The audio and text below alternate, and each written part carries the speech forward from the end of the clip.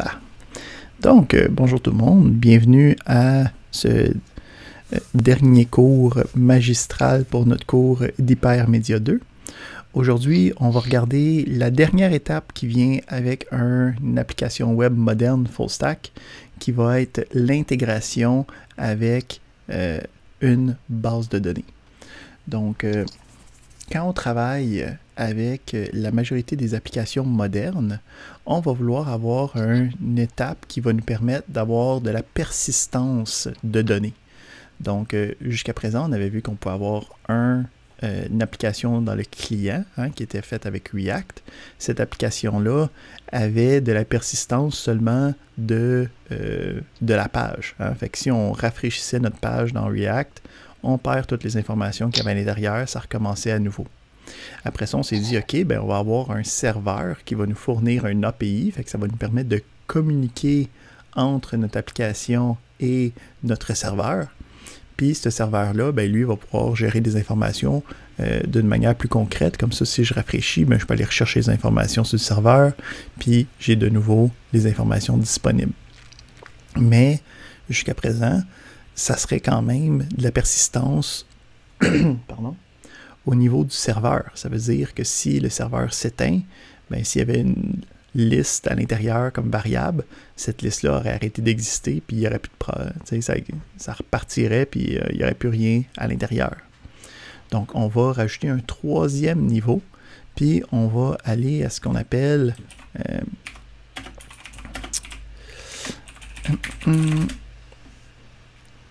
le three-tier application. Donc, quand on travaille avec ça, on va aller voir ici. C'est un classique, là. OK? Donc, on a la possibilité d'y aller avec le three-tier architecture. Donc, on a un premier qui est la présentation, notre client. Un deuxième qui va être la logique qui va être gérée avec les transactions sur le serveur. Puis, un niveau de données qui va être géré par notre base de données. Donc, si on regarde ici, là, en développement web, ben, on peut voir ici, c'est exactement ce que nous on parlait. Donc, on a le serveur qui fournit notre application pour notre navigateur. On a la génération de l'application sur le serveur avec, mettons, Node. Ça pourrait être aussi fait avec ASP.NET ou n'importe quoi d'autre. Puis après ça, un dernier qui est une base de données ou un silo de données généralisé là, pour être capable de gérer la persistance de données. Fait qu'en gros, comment ça va se passer, c'est que nous, on a fait une application avec React. Cette application avec React est capable de jaser avec notre serveur qui roule Express. Puis là, ce qu'on va rajouter aujourd'hui, c'est cette étape-ci qui va dire, ben, j'ai une base de données, puis celle-là ici va pouvoir communiquer avec notre serveur. Ça nous permet aussi d'avoir un niveau d'abstraction entre notre application puis la base de données. Ça veut dire qu'en tant que client, en tant que personne qui interagit avec l'application principale, je n'ai pas un accès direct avec la base de données, ce qui est toujours plus sécuritaire. Toutes les interactions vont se faire à travers le serveur, puis c'est le serveur qui va pouvoir valider, puis après ça, exécuter la transaction sur le serveur. Donc, on va regarder comment est-ce qu'on peut implémenter ça, comment est-ce qu'on implémente ça avec ce qu'on connaît déjà. Puis, on va aussi regarder un nouveau type de base de données que vous avez sûrement pas regardé encore, qui est un NoSQL database, qui est une manière alternative de gérer les données, qui n'a pas besoin d'utiliser le SQL. Donc, si on commence, puis on se demande, OK, comment est-ce que je fais pour intégrer mes affaires avec ma base de données? Bien, si je m'en vais sur le site d'Express, j'ai un lien vers les différentes librairies que je peux utiliser pour faire une intégration avec une base de données. Donc, si je regarde ici, puis admettons, je sais que... mettons qu'on a Postgres. OK, donc je peux voir ici, ben, pour Postgres, le module, donc ça va toujours se passer à travers des modules. Donc, il va falloir toujours juste installer un nouveau module, puis avec ça, vous allez pouvoir vous connecter à votre base de données. Donc, on peut voir ici que le module s'appelle Postgres Promise. Puis je peux voir ici qu'une fois que je l'ai, ben, je peux me connecter avec l'adresse de ma base de données. Puis à partir de là, ben, je peux utiliser les différentes queries d'SQL. Évidemment, si je veux aller voir, je peux aller regarder le tutoriel qui vient habituellement avec la librairie elle-même. Donc on peut aller ici puis aller regarder comment ça marche spécifiquement avec toutes les inserts, toutes les select et ainsi de suite qui peut venir avec. Je sais, vous, que vous travaillez avec le Microsoft SQL Server dans d'autres projets. Donc, si vous voulez, il me semble que c'est MS SQL. Ouais.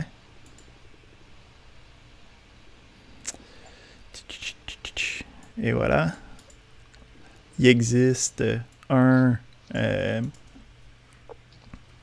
package, un module pour Microsoft SQL Server. Donc, à partir de là, vous pouvez aller chercher les informations que vous avez besoin pour vous connecter. Évidemment, il faut aller regarder un peu pas le datasheet, là, mais la documentation pour savoir comment l'utiliser correctement. Mais on peut très bien voir que c'est juste une étape intermédiaire pour ce que nous, on connaît avec le SQL. Donc, on a juste ici, mettons, un SQL Connect avec le nom de ma base de données. Puis, à partir de là, ben, je peux faire des queries SQL. Puis, à l'intérieur de ça, je sais exactement qu'est-ce que j'ai besoin. Donc, on est capable de s'avancer puis de faire les requêtes.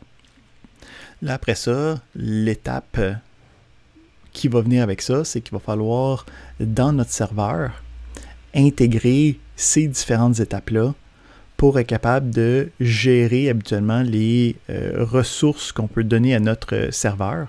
Fait que, tu sais, on avait vu les ressources US, où c'est que tu vas aller sur /users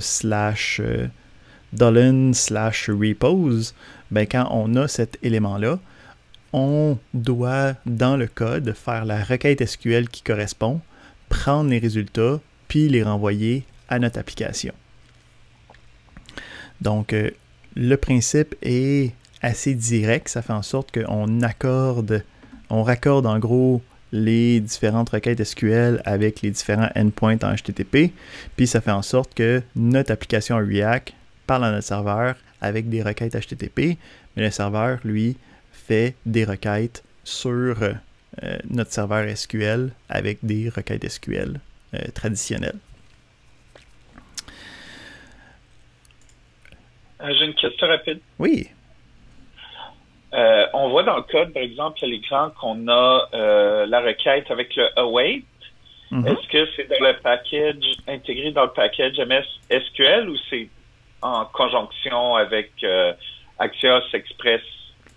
Ben, le await, c'est un feature de JavaScript général, hein, qui parle des fonctions asynchrones. Donc, le principe de fonction asynchrone, c'est quelque chose qui est dans JavaScript en général.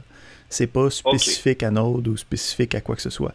Fait que cette librairie-là utilise effectivement des fonctions asynchrones, mais ça n'a pas rapport directement avec le principe de Node ou avec le principe de oui, Express. Compris. Parfait. Fait que tu peux aller voir les différents exemples, puis ça te dit qu'est-ce qui peut se passer. Donc, il y a tout le temps des exemples qui sont peut-être plus larges, mais nous autres, on peut toujours habituellement se baser sur comme les premiers exemples, puis ça va gérer 80% des cas qu'on peut avoir. Okay? Donc, tu sais, des queries SQL, c'est pas mal la chose qu'on va faire la majorité du temps. On est capable de travailler avec ça. C'est bon, ça. MS SQL, ouais, ok. Fait que aujourd'hui, je veux vous montrer deux éléments. Ok, donc nous, on va construire une petite application ensemble aujourd'hui. Mais en fait, je vais vous montrer une application que j'ai construite. Je vais vous envoyer le code aussi pour que vous puissiez l'étudier manuellement. Donc, nous, ce qu'on va faire, c'est qu'on va construire un base de données avec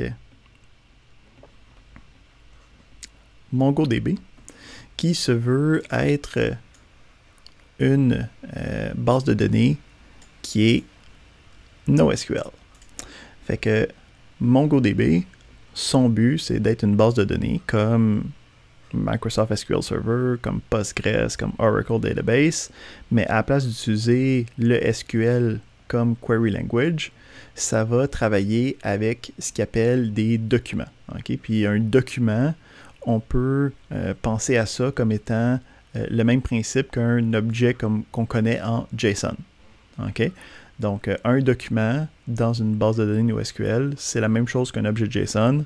On a donc des propriétés, puis on a des valeurs, des clés, puis des propriétés qui sont, des clés, puis des valeurs qui sont associées ensemble.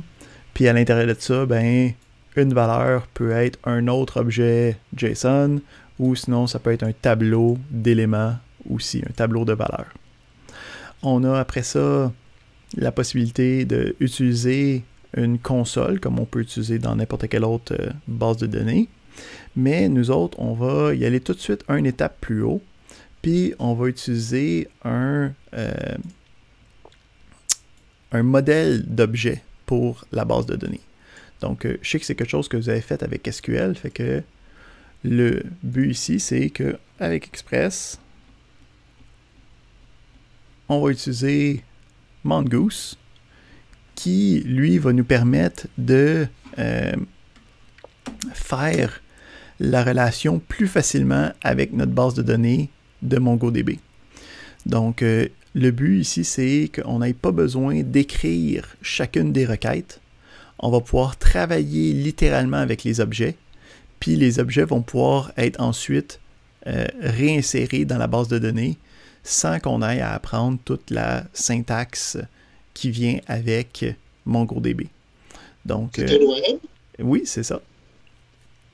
C'est pour un Object Relational Modeling. C'est le ORM de MongoDB. Fait que, on va regarder comment est-ce qu'on peut setuper ça ensemble dans une application.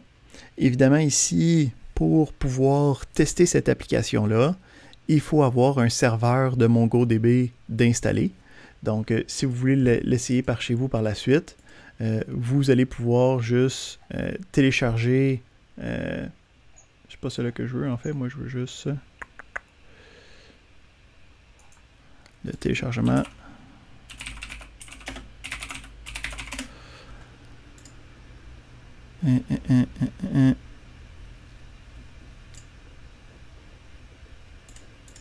Ah, ici.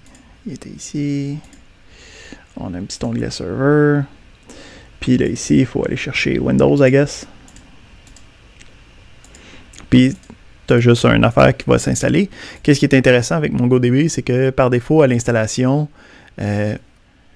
tout est ouvert. Okay? Donc, tu fais juste installer, puis tu fais juste pointer le bon port, qui est le port par défaut, là. Puis, automatiquement, tu vas pouvoir te connecter puis commencer à faire des choses à l'intérieur. Un autre point qui est intéressant avec MongoDB, puis les bases de données NoSQL en général, c'est qu'on n'a pas besoin d'avoir de schéma par défaut dans la base de données.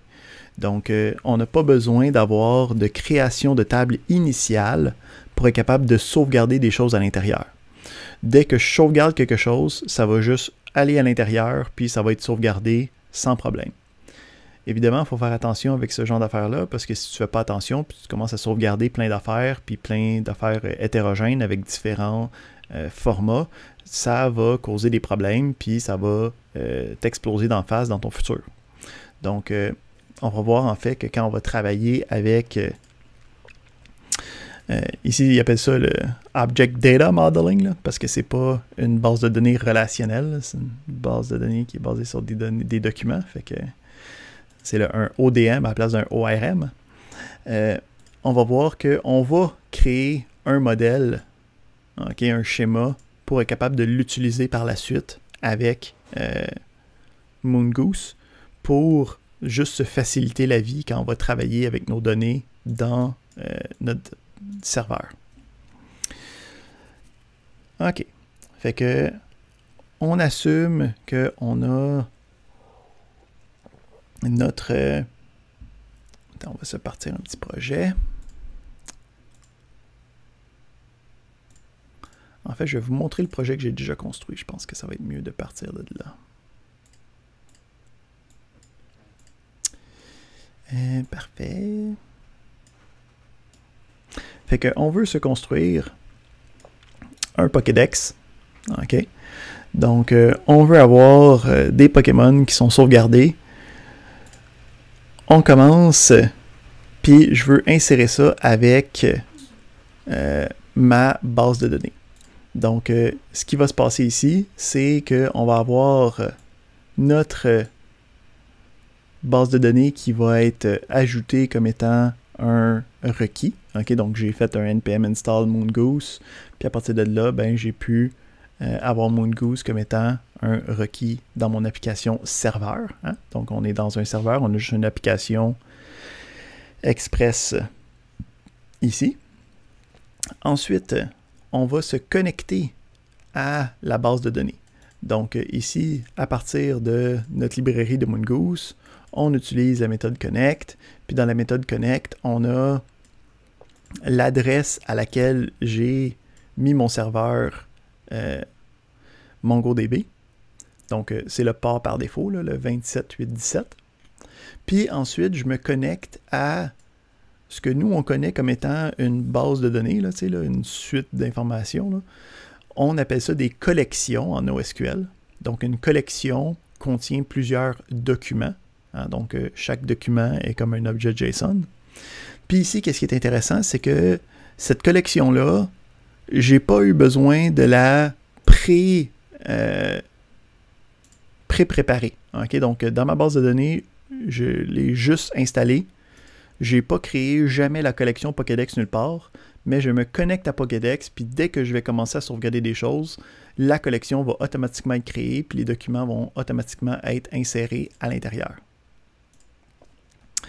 Donc, ça nous permet de tout faire ça. Une fois qu'on a tout ça, on est prêt à commencer notre gestion des éléments qu'on veut avoir dans notre base de données. Pour faire ça, si on regarde, je ne vais pas aller ici, je veux sortir ici. Donc, si je regarde le Quick Start, là, hein, donc j'importe la base de données, je me connecte à la base de données, puis après ça, Mongoose, lui, te demande d'avoir un modèle. Okay? Donc, un modèle, ça va être la forme que les documents vont avoir. Ça va être quoi les différentes propriétés, puis ça va être quoi le type des différentes valeurs qu'il va avoir à l'intérieur. Donc, il faut se créer un modèle qui va avoir un nom, puis qu'on va pouvoir utiliser par la suite.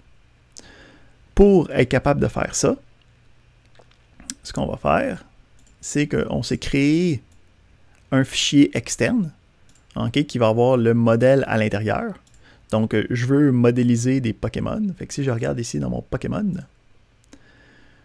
je peux voir ici que je crée un nouveau schéma hein, pour le modèle. Puis, à l'intérieur, j'y donne 3 propriétés avec des types définis. Donc, j'ai le numéro du Pokémon. Ici, le underscore ID, c'est une propriété qui est obligatoire avec MongoDB. Donc, pour être capable de s'y retrouver, là, puis pour ne pas avoir à rechercher dans toutes les collections à chaque fois que je fais une recherche quelconque, il va avoir, comme on avait les clés primaires dans les bases de données SQL, on va avoir des numéros d'identification qui vont être générés pour chacun des documents. On se souvient, un document, c'est un objet JSON, là, donc ça serait un Pokémon, ça serait un document. Donc, il va y avoir un numéro d'identification qui va être géré pour chacun. Là, ici, moi, j'ai décidé de l'expliciter dans mon schéma parce que, puisque je veux créer un Pokédex, ben, les numéros de Pokémon, ils ont déjà quelque chose de reconnu. Okay? Donc, ici, là, pour ceux qui... dont leur connaissance de Pokémon n'est pas aussi grande.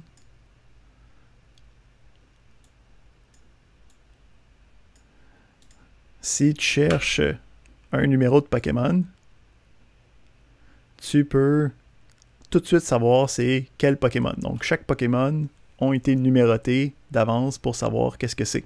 OK? Donc, quand j'ai voulu ici dire ça, ben, je vais utiliser le numéro de Pokémon comme numéro d'identification. Si je ne l'avais pas mis, okay, j'aurais pu pas le mettre dans mon schéma. À chaque fois que j'aurais inséré une nouvelle information, lui aurait créé un numéro d'identification de toute pièce, okay, qui serait un nombre en hexadécimal de, je pense, 32 caractères, là, quelque chose qui est comme impossible à avoir. Mais là, on s'est dit, ben, on sait ça va être quoi les numéros de Pokémon. Fait qu'on va pouvoir les traiter avec les numéros. Je donne un nom à mes Pokémon, puis il va avoir un type. OK? Donc, ici, si je reviens à mon Pokédex, le type, il peut en avoir plusieurs. Fait qu'il faudrait que ça soit quelque chose de même. Moi, j'ai une question. Oui. Tu as déjà téléchargé la base de données avant d'utiliser npm install Mongoose? Oui, c'est ça. Moi, j'ai déjà installé la base de données de MongoDB sur mon ordinateur. Donc, tu l'as téléchargé d'abord avant d'utiliser npm install Mongoose, c'est ça? Oui, exact. OK.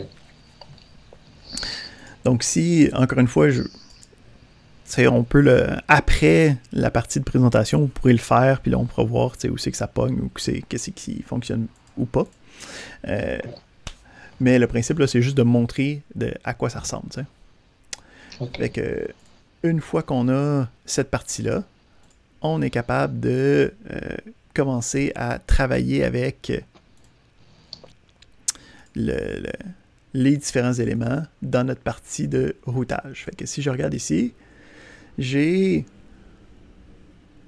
utilisé le routeur externe. Donc, on avait commencé à utiliser les get, puis les pose, puis les put, puis ainsi de suite.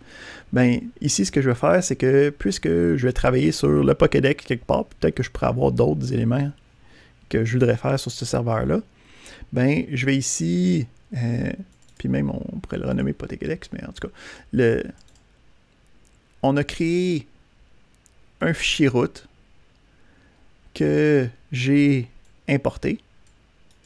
Puis, ce fichier route-là, c'est ce qui va être utilisé quand je vais à mon adresse API.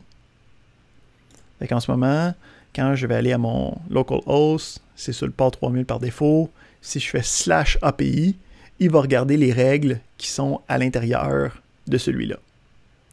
Fait qu'on va aller regarder celui qui est à l'intérieur de celui-là. OK, fait qu'ici, c'est là que la magie se passe. Là. OK, donc c'est ici qu'on va avoir tous les différents éléments possibles, puis on va voir qu'est-ce qui se passe avec. OK?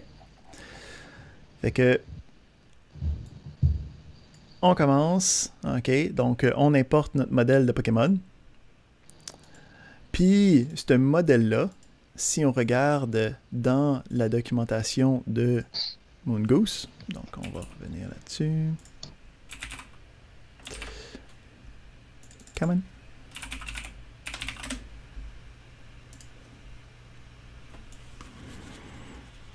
OK. Donc, si on regarde un peu la documentation, on va aller regarder comment est-ce qu'on fait pour trouver différents éléments.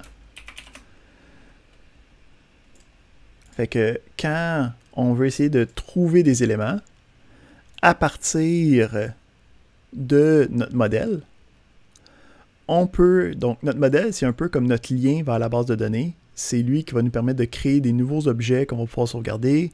Puis c'est lui qui va nous permettre d'aller chercher des différents objets, des différents documents de ma base de données.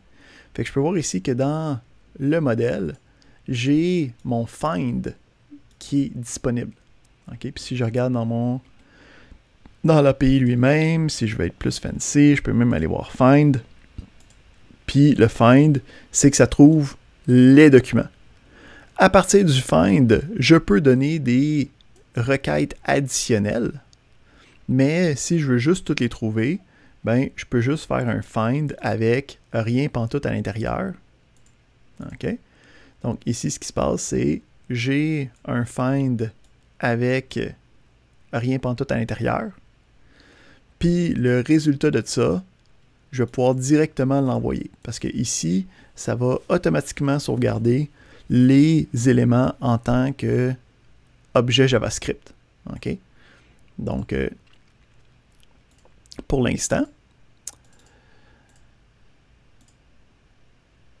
si je regarde ici, je me suis préparé ici des différentes requêtes pour voir les différentes actions que je peux faire avec mon serveur. Donc, j'ai un get pour aller chercher tous les Pokémon. Si j'exécute cette requête-là, ben, en ce moment, je viens tout juste de partir ma collection, ma base de données. Fait qu'il n'y a juste rien pantoute à l'intérieur. Okay? Donc, ça me retourne un objet vide. OK? Bon. Un objet vide, c'est un peu plate. On va essayer de voir comment est-ce que je peux rajouter des objets à l'intérieur. Je peux te poser une question rapide? Bien, certainement. Pourquoi tu as choisi de spécifier que c'était sur API, la page API que tu avais accès à tes routes? Pourquoi faire ça? Purement par convention. Donc, souvent, vous allez voir que les API ont l'adresse API devant, juste pour bien comprendre qu'à partir de là, ça devrait juste être des requêtes HTTP qui vont être là pour faire des transactions plutôt qu'une page web, mettons. OK. Fait que quand tu crées un serveur, tu vas pouvoir dire, ben, mon serveur, il est à supermegasite.com. Puis, quand tu vas à ce site-là, ben, tu as l'application qui roule, mais je peux avoir sur mon supermegasite.com/API mon API qui roule, tu sais. OK. Puis l'API, c'est juste pour transmettre des informations à ceux qui en demandent. Exactement. L'API, c'est un Application Programming Interface. C'est une manière de transiger de l'information entre des applications. Okay. Là, ici, c'est un API web. Fait que cette transaction-là se fait avec des requêtes HTTP. Là. OK. Mais quand tu y penses, c'est le même principe qu'on a vu quand on a travaillé avec... Ah ouais. Tu sais, quand GitHub le faisait, lui, il le faisait d'une autre manière. Il y avait le sous-domaine qui était API, tu sais. Mais c'est le même principe. C'est le fun de dire que, hey, t'es dans la partie API, tu sais, là. Okay. Ça devrait être évident. Okay. Ça veut dire l'API, c'est notre API. C'est l'API qu'on va créer nous-mêmes. Exactement, là. Je suis en ça train veut de dire créer c'est l'API de notre site. Et voilà. OK. Je suis en train de créer mon propre Application Programming Interface. Comme ça, n'importe qui pourrait commencer à travailler avec le Pokédex. OK. Fait que on a vu comment aller chercher tous les Pokémon. Ça allait bien. On va aller regarder un peu comment aller ajouter des Pokémon. Donc, on avait notre méthode get juste sur Pokédex. OK, parfait. Ben, si je fais un post sur Pokédex, je devrais être capable d'envoyer un nouveau Pokémon. Donc, quand je vais envoyer un nouveau Pokémon, si on regarde le genre de requête que je vais pouvoir envoyer, ben, ça va être une requête en JSON, parce que tout transitionne en JSON, c'est plus facile. Puis, à l'intérieur, ici, je vais avoir ben, les différentes clés que j'ai déjà mis dans mon schéma. Donc, le numéro, le nom, le type, puis ensuite, les valeurs qui sont associées avec.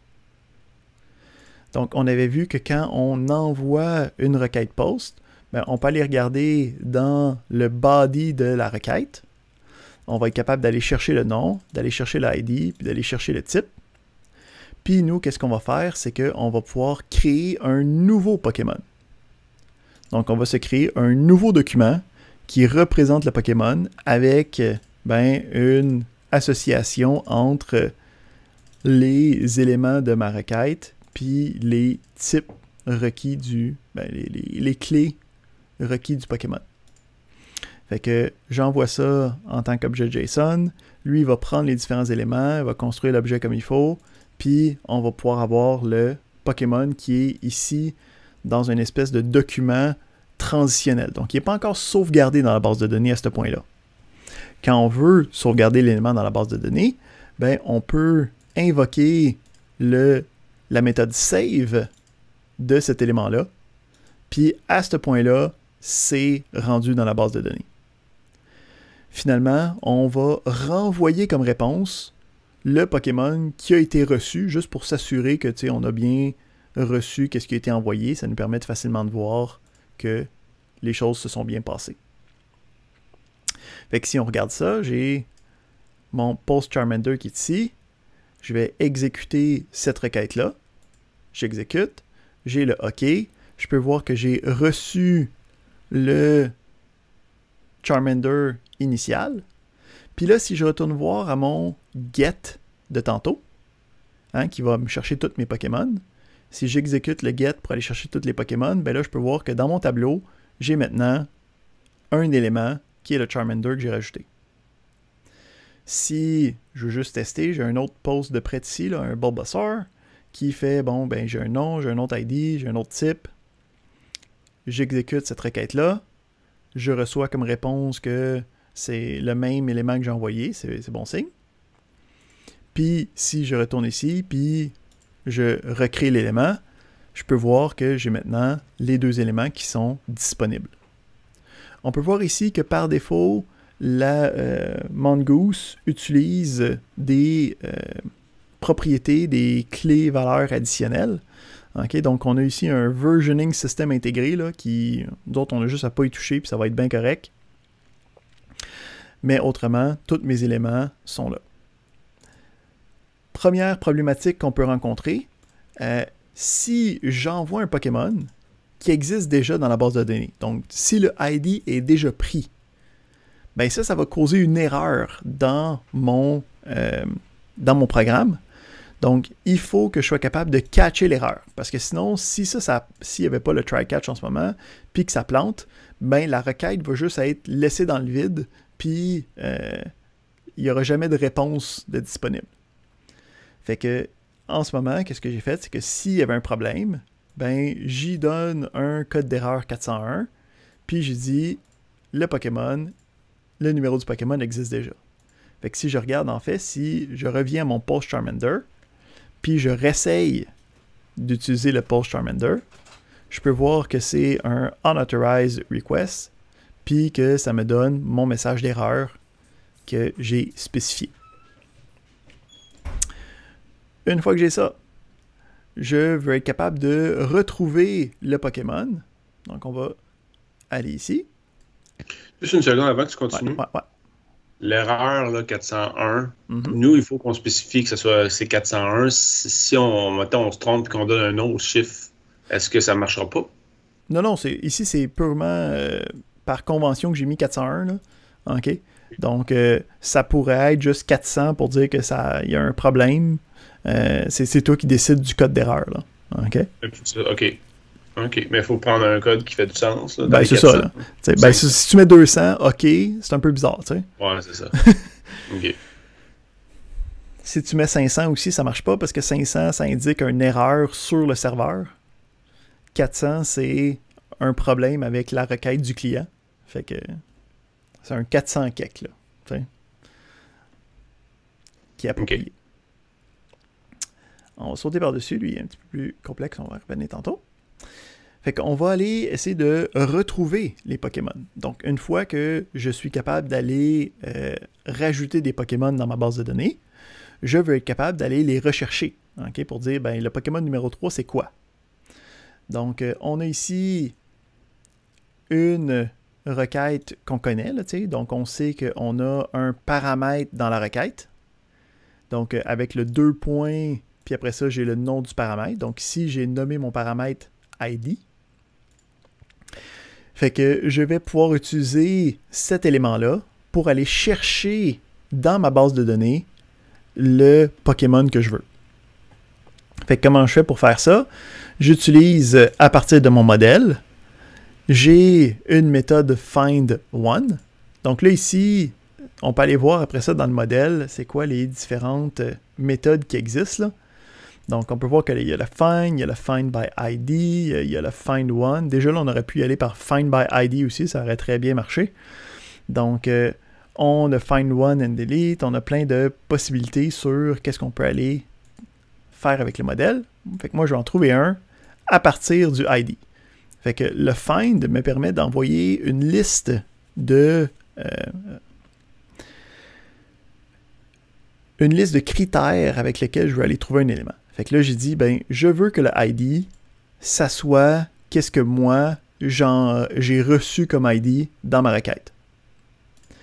Puis, ici, on est capable de rajouter à ça, de dire que si tu ne le trouves pas, ben, génère une erreur. OK, donc, essaye de trouver un, sinon, génère une erreur. Si tout ça fonctionne, ben, ça fait en sorte qu'on l'a trouvé, on l'a sauvegardé dans Pokémon, fait qu'on peut retourner le Pokémon. Fait que si je regarde ici, si je regarde la requête par rapport à ça, là, donc dans mon API, hein, on est dans la route, dans le Pokédex, je vais chercher le numéro 1. Quand j'essaie ça, ça me retourne 200, puis ça me retourne mon Pokémon. Si j'essaye un Pokémon qui n'est pas encore rentré dans ma base de données. Fait que j'essaie d'aller chercher le 8e.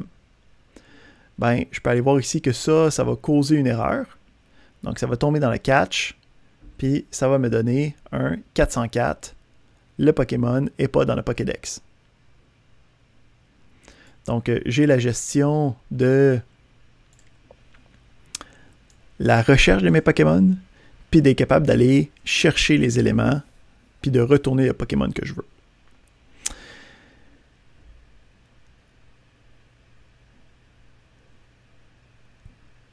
Deuxièmement, on a la possibilité de modifier des documents.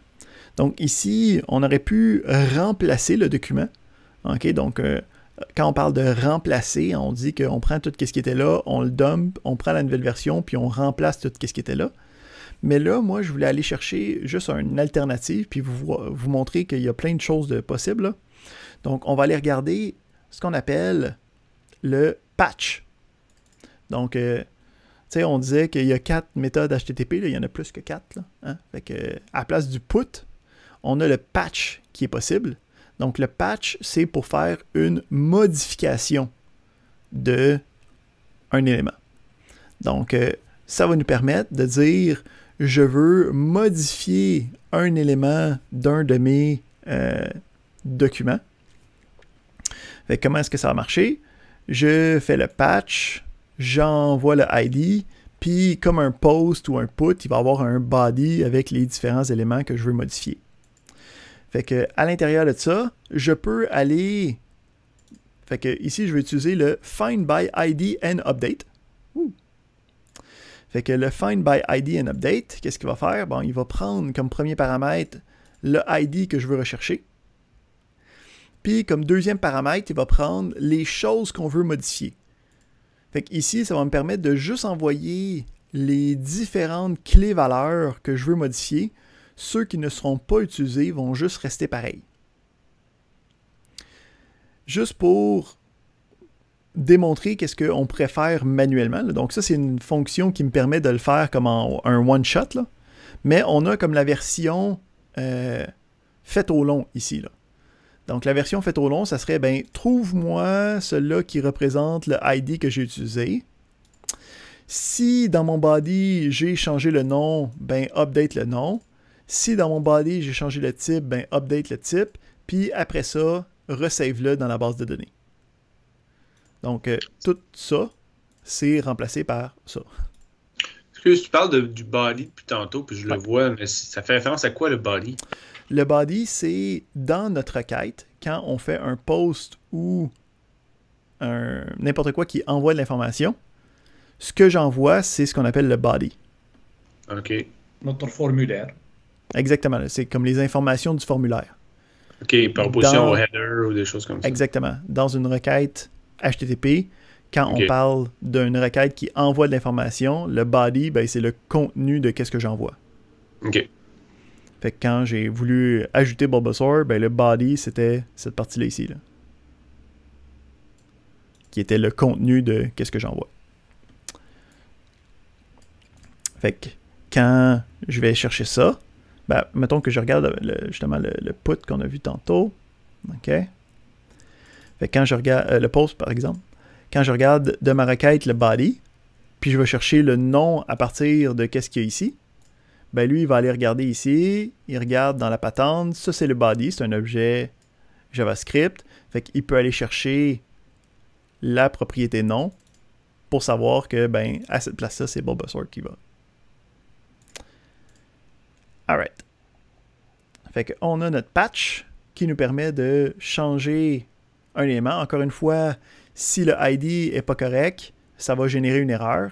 Fait qu'on veut être capable de l'attraper et dire « Oh, oh, oh, on ne peut pas être capable de faire ça. » Donc, on est maintenant capable de changer, mettons, Charmander. Fait que si je regarde ici, je vais faire un patch sur mon ID 1, que je sais qu'il y a Charmander dessus. Puis, dans le contenu, je vais changer le type seulement. Donc, son nom va rester pareil, tu sais. Puis, je le mets en Firefighting, même si c'est pas le cas là, dans Pokédex, je sais que c'est pas la même chose. Donc, j'essaie ça. Je peux voir que ça me retourne OK. Je peux voir que ça m'a retourné la nouvelle version. Puis maintenant, si je regarde tous mes Pokémon, je peux voir que la nouvelle version a été mise à jour dans cet élément-là. On est capable d'aller déliter des éléments. Donc, quand on travaille avec le delete, même principe, on le trouve. Puis, on a, à partir du modèle encore, des méthodes qui me permettent de travailler soit avec des recherches générales. Hein? Donc ici, il y aurait le delete one qui prend un critère. Donc ici, je vais par ID, mais ça aurait pu être le nom, ça aurait pu être le type. Mais je peux regarder aussi, il y a un find by ID and delete qui me permet de faire ça en juste une action qui va être beaucoup plus rapide que des critères généraux, là. Puis après ça, ben, j'ai dit, ben, ça s'est bien passé. C'est correct. Il n'y a juste pas de contenu additionnel. Sinon, ça ne marche pas. Donc, si on essaye ça, on a le delete Charmander. J'exécute ça. Ça me donne une réponse qui est correcte, mais il n'y a pas de contenu additionnel. Puis maintenant, si je regarde tous mes Pokémon, ben, j'ai plus Charmander. Il reste juste Bulbasaur dans la liste. Une chose qui est intéressante quand on est en train de faire le développement, donc c'est peut-être pas intéressant quand c'est en production, là, mais souvent quand tu as fucké ta base de données, c'est le fun d'avoir une possibilité de faire un reset complet de la base de données. Donc on s'est donné aussi la possibilité de faire un delete sur l'adresse reset. Puis dans ce cas-là, on dit OK, ben on drop la collection au complet. Fait qu'on a la possibilité de resetter la connexion. Puis à partir de là, il n'y a juste plus rien. C'est comme si on venait d'installer notre logiciel de base de données. Fait que ça nous permet... Il ne faut pas que les gens puissent avoir accès à ça, non? Oui, ben c'est ça. Là. Cette adresse-là, ici, là, c'est pas quelque chose que tu laisserais dans ton API de production. Ouais. Okay, comme j'ai dit, c'est le fun en développement, mais tu peux l'enlever complètement rendu au bout, mettons. Là. Donc, si on n'a pas de backup et on dit le tout, on est obligé de recommencer à partir de zéro, c'est ça? Ouais, exact. Donc, tu fais attention, là, c'est le nuke all, là, fait que avec ça, on est capable d'avoir un API complet qui me permet d'ajouter, d'aller chercher les informations, d'aller toutes chercher les informations pour une application quelconque. Fait que là, en gros, j'ai fait juste les 2 derniers tiers. J'ai fait le tiers serveur, j'ai fait le tiers DB. Là, il me manquerait des applications en React pour être capable d'interfacer avec ça. N'est-ce pas merveilleux? Moi, je trouve que c'est merveilleux. Oui. Fait que je vais mettre cette affaire-là sur un repo GitHub. Je vais vous envoyer le lien pour que vous puissiez jouer avec au besoin. N'oubliez pas que pour être capable de faire fonctionner ça, ça prend la base de données MongoDB. Hein? Donc, il faut l'installer d'avance pour que ça soit fonctionnel. Alright. Parlons du projet d'intégration. Fait que comme projet d'intégration, on va faire l'application typique pour les débutants de full stack, qui va être une application de to-do. Woo! Donc, dans le web, là, quand tu veux prouver que tu es hot, tu fais une application de to-do. Fait que, on est à la fin du cours, vous voulez prouver que vous êtes hot.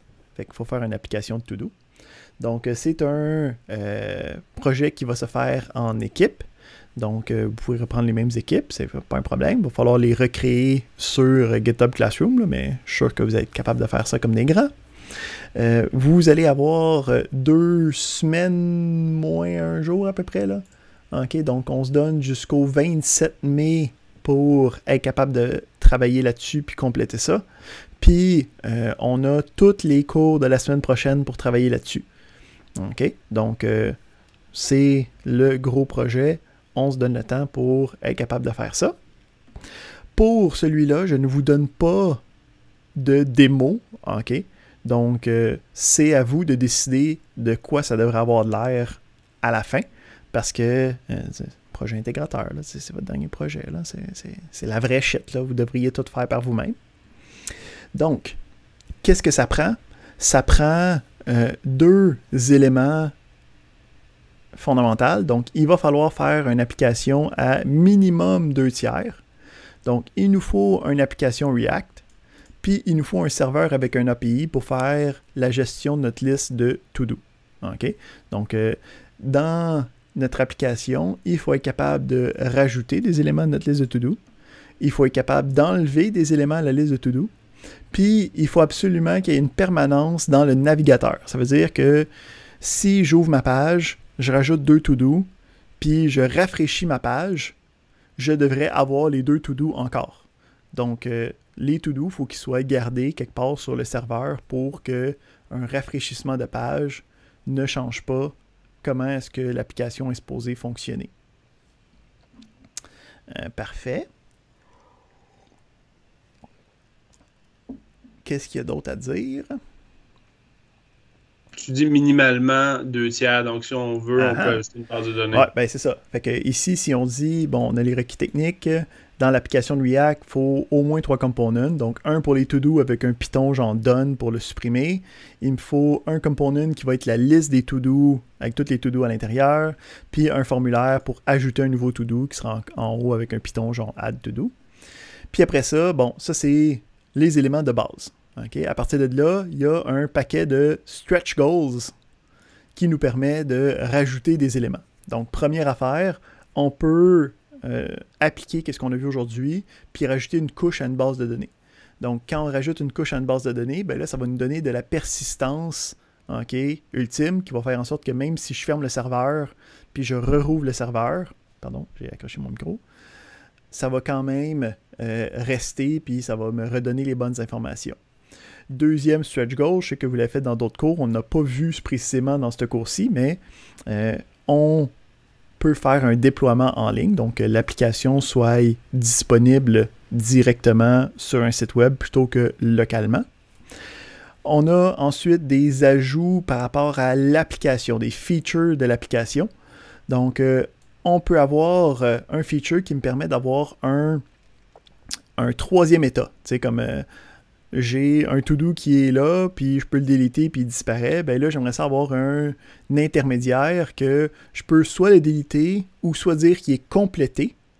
OK? Puis quand il est complété, tu peux comme le rayer, ou en tout cas, moi, je dis de le mettre à la fin des autres, ou que je peux comme le filtrer pour dire lequel que je veux voir ou pas. Donc, de rajouter ce troisième état transitionnel-là. Puis, finalement, on peut aussi rajouter le principe de catégorie. Donc, j'ai des to-do pour la maison, j'ai des to-do pour le travail, puis je vais être capable de catégoriser les to-do, puis être capable, après ça, dans ma liste de to-do, d'afficher juste ceux qui font partie de la bonne catégorie.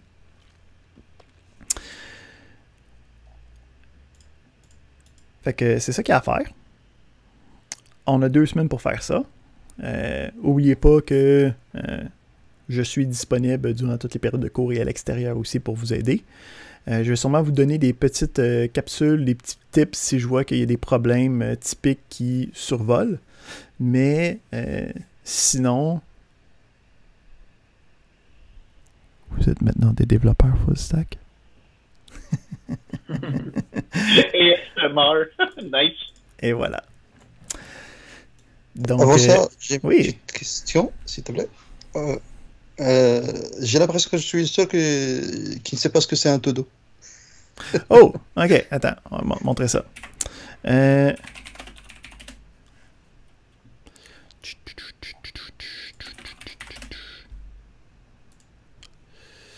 Ok. Parce qu'on est un collège francophone. To do, c'est une liste de choses à faire. Fait que ici, c'est ça, là. C'est une liste c'est comme une Ouais, liste je d'épicerie, dis, je là. suis le Ok? seul qui ne sait pas ce que c'est. Fait que je peux rajouter des éléments.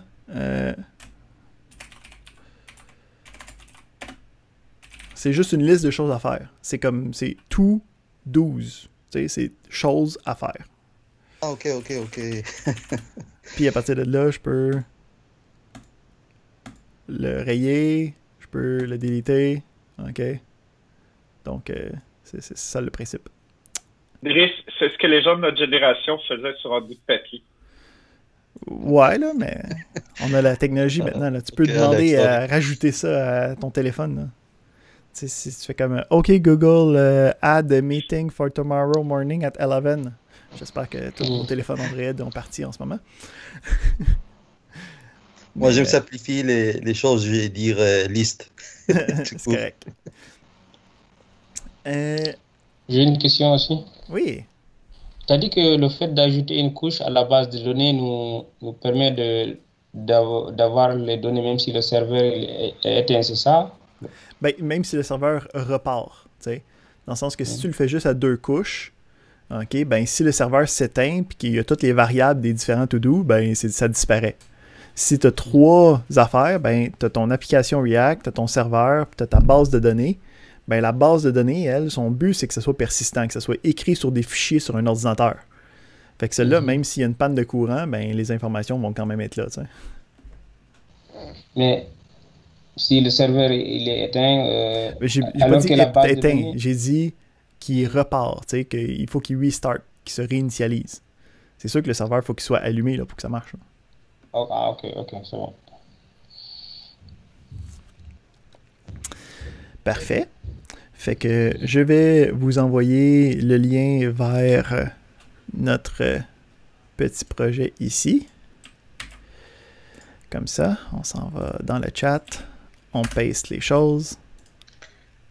S'il vous plaît, il n'y a pas de version de base de données spécifique? Non, c'est à votre choix. Donc, soit que vous allez pouvoir utiliser le démo que je vous ai fait, ou si vous voulez, vous pouvez juste, si vous êtes habitué, mettons, à Microsoft SQL ou Postgres ou Oracle. Non. Ma question, c'est la version de base de données. La version, par exemple, SQL 2012, SQL 2008. Là, on utilise quelle base de données? Mongo? Ben, Mongo DB, il y a des versions là? Il y a une version, tu fais juste prendre la version courante, là, qui est le current release, qui est 4.2.6. Ok, merci. Parfait. Fait qu'on va arrêter notre enregistrement. Puis ça va être la dernière clôture d'enregistrement, possiblement, pour la session. Sad. Non, on veut un making of. Ok, d'accord, tu feras ça. Avec les autres bouts de texte. Bon, c'est bon. Ok, fait que ça c'est fait. Je vais aussi préparer le... On va se faire un new repo, puis on va l'appeler...